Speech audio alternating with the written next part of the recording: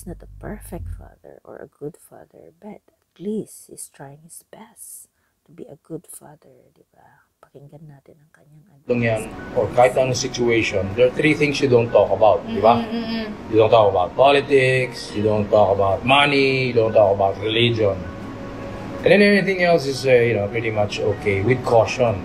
Yeah. Make sure you don't hurt people when you say things. Huwag mong pagmamayabang yung Louis Vuitton mo. Yeah. Huwag mong pagmamayabang yung coaching binili mo. Yung bagong sapatos mo, bagong relo mo, this and all that. I mean, money helps a lot. But best that we don't talk about that. And, meron ito, we're traveling to ganyan. Yeah. Eh, paano kung may lifestyle vlog? Well, you can talk about that, pero to ikaw lang, inspire. kausap mo lang yung sarili mo, tsaka kausap mo yung audience mo, siguro, no?